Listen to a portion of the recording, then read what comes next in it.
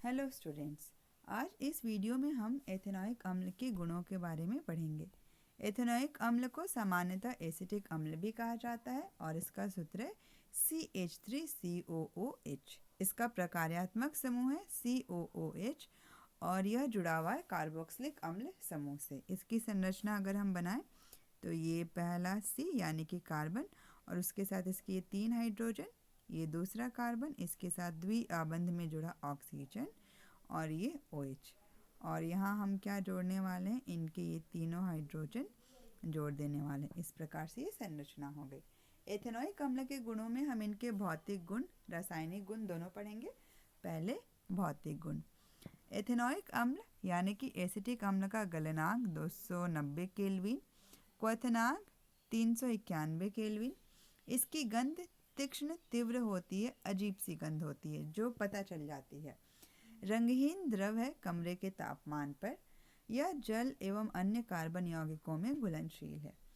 इसके 3 से 4% विलयन को सिरका कहा जाता है, जिसका उपयोग परिरक्षक के रूप में, जैसे कि अचार में ये परिरक्षक के रूप में उपयोग होता है।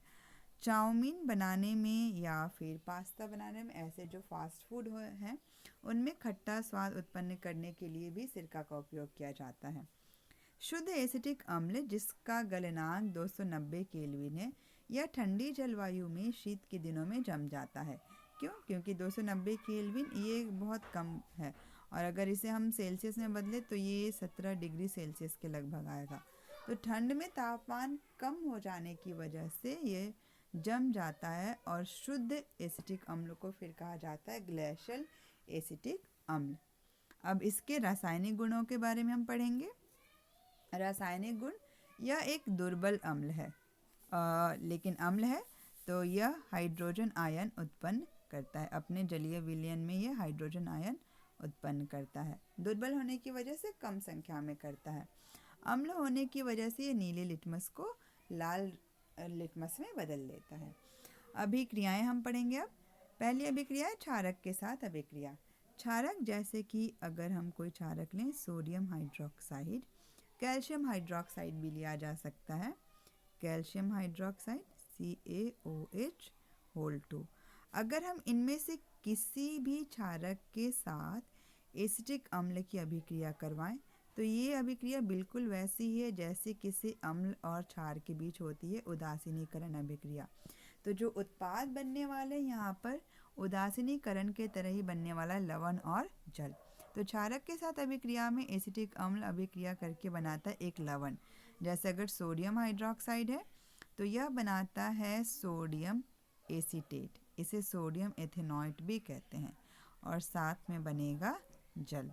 और अगर कैल्शियम हाइड्रोक्साइड के साथ यह अभिक्रिया होती है तो बनने वाला है कैल्शियम एसीटेट, और इसके लिए हम जो सूत्र लिखेंगे CH3COO, लेकिन इसके 2 अणु होंगे यहाँ पर और साथ में होगा कैल्शियम और बनने वाला है जल। तो ये लवण और जल बनाने की जो अभिक्रिया है क्षारक के साथ, वो एसिटिक अम्ल करता है अम्ल होने के कारण। दूसरी अभिक्रिया है कार्बोनेट एवं हाइड्रोजन कार्बोनेट के साथ अभिक्रिया। अब ये कार्बोनेट और अम्ल की अभिक्रिया पहले भी हमने पढ़ी, जिसमें जल, लवण, कार्बन डाइऑक्साइड बनता है। तो कोई हम धातु कार्बोनेट लेते हैं जैसे कि Na2CO3, यानी कि ये हो गया सोडियम कार्बोनेट, और इसके साथ हम किसकी अभिक्रिया करवा रहे हैं, एसिटिक अम्ल की, यानी कि एथेनॉइक अम्ल की अभिक्रिया करवा रहे हैं। क्या बनेगा यहाँ पर, लवण, और इस लवण का नाम है सोडियम एसीटेट COONA, और बनने वाला है जल, और साथ में बनने वाली है जो गैस कार्बन डाइऑक्साइड है उसका नाम। अगर हाइड्रोजन कार्बोनेट हुआ तो हाइड्रोजन कार्बोनेट जैसे कि NaHCO3, सोडियम हाइड्रोजन कार्बोनेट, और अम्ल एसिटिक अम्ल है CH3COOH। और यहाँ जो लवण बनेगा इसका ये बनने वाला है सोडियम एसीटेट CH3COONA, और साथ में बनने वाला है जल और कार्बन डाइऑक्साइड गैस। और ऐसी अभिक्रिया हमने अम्ल और क्षारक वाले अध्याय में भी पढ़ी है, जहाँ पर कोई अम्ल किसी कार्बोनेट या हाइड्रोजन कार्बोनेट जिसे बाइकार्बोनेट कहा जाता है उसके साथ अभिक्रिया करके कार्बन डाइऑक्साइड गैस और जल उत्पन्न करता है। अगली अभिक्रिया है एस्टरीकरण अभिक्रिया। इसका नाम एस्टरीकरण है क्योंकि जो उत्पाद बनता है उसका नाम है एस्टर। और इसके लिए किन अभिकारकों की आवश्यकता है? एक तो एथेनॉइक अम्ल, क्योंकि हम उसी का रासायनिक गुण पढ़ रहे हैं, तो जो यहाँ पर चाहिए एथेनॉइक अम्ल CH3COOH और परिशुद्ध एल्कोहल, यानी एकदम शुद्ध एल्कोहल जैसे कि एथेनॉल, जिसका सूत्र है C2H5OH। और जो उत्प्रेरक चाहिए वह है यहाँ पर अम्ल, और उसकी उपस्थिति दिखाने के लिए हम तीर के ऊपर H+ लिखते हैं। अब ये जो एथेनॉइक अम्ल है और एथेनॉल, इनकी अभिक्रिया में एक एस्टर बनता है और इस एस्टर का नाम है एथाइल एथेनॉइड। और इसका हम सूत्र कैसे लिखेंगे? CH3CO, यहाँ पर एक O, और साथ में ये एल्कोहल का C2H5, और इस एस्टर का ये 5 है, C2H5 हो गया। और ये जो एस्टर बना इसका नाम है एथाइल एथेनॉइड।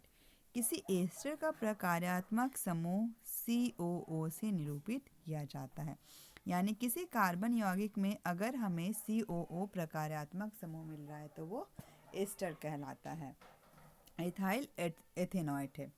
एस्टर के कुछ उपयोग हैं, और क्यों है? क्योंकि इसकी जो गंध होती है ना, मृदु होती है, सॉफ्ट स्मेल होती है, स्वीट स्मेल होती है। तो ये स्वीट स्मेल होने की वजह से इसका उपयोग इत्र बनाने एवं स्वाद उत्पन्न करने वाले पदार्थों के रूप में किया जाता है।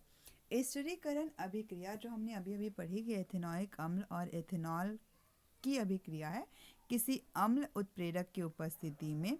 इसी अभिक्रिया को किसी क्षार की उपस्थिति में किया जाए, यानी कि हम आगे पढ़ते हैं कि जो एस्टर है वो एस्टर बना CH3COO ग्रुप था बीच में, ये प्रकारात्मक समूह, और साथ में था C2H5। अगर इसी एस्टर को किसी क्षार की उपस्थिति में अभिक्रिया करवाई जाए, जिसे हम लोग OH- से बता सकते हैं, दिखा सकते हैं, तब इस अभिक्रिया में बनता है साबुन, और इसका उपयोग इंडस्ट्रीज़ में साबुन बनाने के लिए किया जाता है। और क्या बनेगा यहाँ पर? एथेनॉल अलग हो जाएगा, C2H5, और जो एसिटिक अम्ल है वो अलग हो जाएगा। और इस अभिक्रिया का उपयोग किया जाता है साबुन बनाने में, इसीलिए इसका नाम हो जाता है साबुनीकरण अभिक्रिया। तो साबुनीकरण अभिक्रिया एस्टरीकरण अभिक्रिया के ठीक विपरीत है। किस प्रकार? एस्टरीकरण में एथेनॉल और एथेनॉइक अम्ल से एस्टर बनते हैं, साबुनीकरण में एस्टर से एथेनॉल और एथेनॉइक अम्ल बनते हैं, और इसीलिए एक दूसरे के विपरीत हैं। इसके पहले एस्टरीकरण में किसी अम्ल की उपस्थिति ज़रूरी है, जबकि साबुनीकरण में किसी क्षारक की उपस्थिति आवश्यक है। तो ये अभिक्रियाएं साबुनीकरण हमारे लिए उपयोगी है क्योंकि इसका उपयोग साबुन बनाने में किया जाता है। तो ये साबुनीकरण, एस्टरीकरण भी हमारे लिए उपयोगी अभिक्रिया है, एस्टर बनाने में उपयोग किया जाता है, जिस एस्टर की गंध मृदु होती है, स्वीट स्मेलिंग है, परफ्यूम बनाने में, स्वाद उत्पन्न करने में, ऐसी जगहों पर इसका उपयोग किया जाता है। तो हमने कुल मिलाकर इस वीडियो में जाना एथेनॉइक अम्ल, एसिटिक अम्ल के भौतिक गुण, उसके रासायनिक गुण यानी कि अभिक्रियाएं। पहली अभिक्रिया क्षारक, जिसमें लवण एवं जल बनता है। दूसरी अभिक्रिया हमने पढ़ी यहाँ पर कार्बोनेट एवं हाइड्रोजन कार्बोनेट के साथ, जिसमें लवण, जल एवं कार्बन डाइऑक्साइड गैस बनती है। ध्यान रखने वाली बात यह कि जो लवण है ना, क्षारक के साथ भी सेम है और कार्बोनेट के साथ भी सेम है।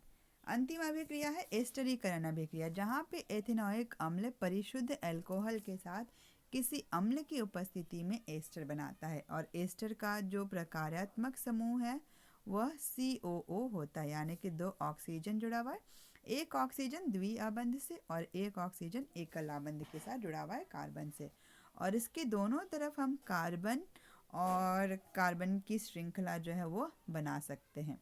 और अब जैसे यहाँ पे हमने एथेनॉइक अम्ल और एथेनॉल से जो एस्टर बनाया उसका नाम है एथाइल एथेनॉइड, एथाइल, और साथ में इसका नाम हम क्या लिख रहे हैं, एथेनॉइड इसका नाम है, एथेनॉइड नाम है। इसकी उल्टी अभिक्रिया है साबुनीकरण अभिक्रिया, जिसमें किसी एस्टर को किसी क्षार की उपस्थिति में वापस अल्कोहल और एथेनॉइक अम्ल में परिवर्तित कर दिया जाता है, और जो अल्कोहल यहाँ पर बन रहा है वो एथेनॉल है। इस अभिक्रिया का उपयोग साबुन बनाने में करते हैं, इसीलिए साबुनीकरण अभिक्रिया कहलाती है। उम्मीद है कि ये टॉपिक समझ में आया होगा। Thank you and happy learning everyone.